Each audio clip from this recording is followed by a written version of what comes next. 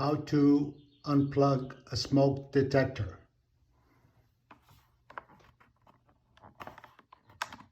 Counterclockwise. You'll see the plug in the back.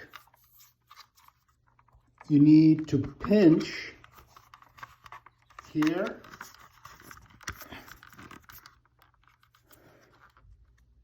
You pinch and pull up.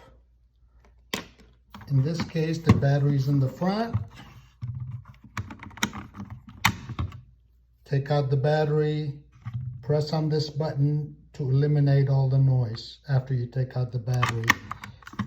Some of them, the door is in the back. You pull up the door, there's a battery, you take it out.